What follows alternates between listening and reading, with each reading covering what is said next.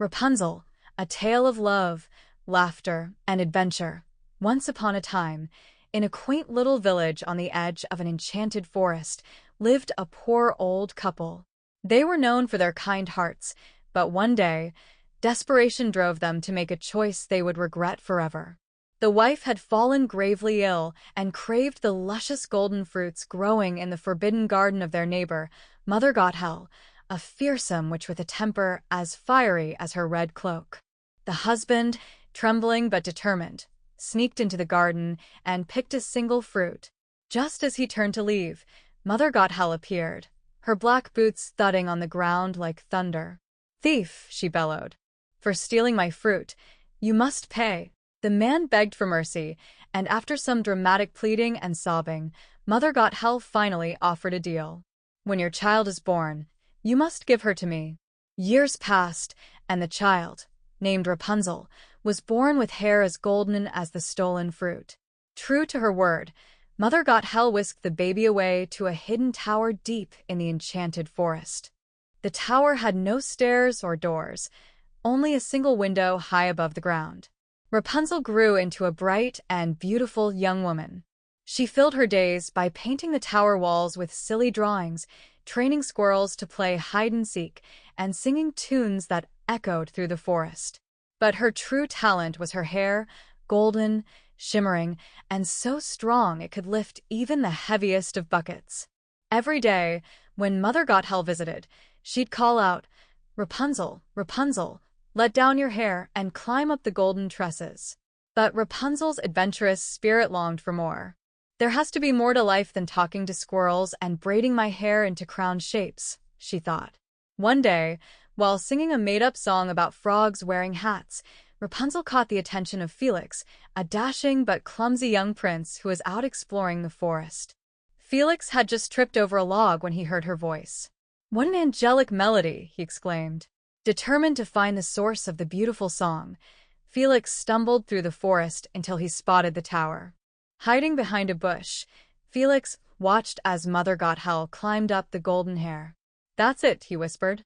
"I'll use her trick to meet this mysterious singer." The next day, Felix mimicked Mother Gothel's voice and called out, "Rapunzel, Rapunzel, let down your hair." When Rapunzel lowered her hair, Felix climbed up with a few bumps and bruises along the way. At the top, he tumbled into the tower, landing with a loud oof. "Who are you?" Rapunzel shouted, grabbing a frying pan for protection.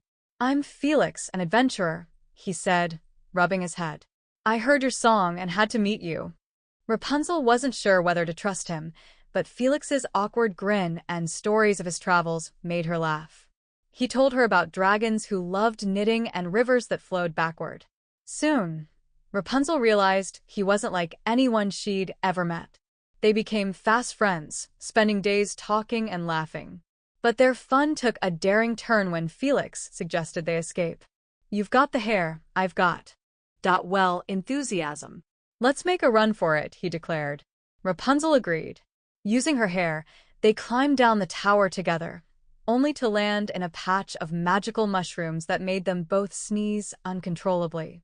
As they ventured into the forest, they encountered a mischievous fox who offered to guide them in exchange for snacks. "Deal," Rapunzel said, handing over a loaf of bread. The fox led them through enchanted mazes, past sleeping giants, and over bridges guarded by talking frogs. At one point, Felix accidentally triggered a trap that sent them flying into a pile of hay. "Adventure is messy," he muttered, pulling straw out of his hair. Meanwhile, Mother Gothel discovered their escape. Furious, she summoned a storm of magical vines to capture them. The vines chased Rapunzel and Felix through the forest, wrapping around trees and snapping at their heels. Thinking quickly, Rapunzel used her hair like a lasso to swing them across a river. Felix, clinging on for dear life, shouted, "You should join the circus after this." Eventually, they reached Felix's kingdom. But their troubles weren't over yet.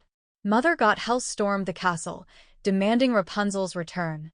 The royal guards tried to stop her, but it was Rapunzel who faced her fear and stood up to the witch. "Enough," Rapunzel shouted. "I'm not your prisoner anymore." Mother Gothel hesitated, shocked by Rapunzel's courage. Seeing she had no power over the brave girl, the witch vanished in a swirl of smoke, never to be seen again. With the danger gone, Rapunzel and Felix celebrated their freedom.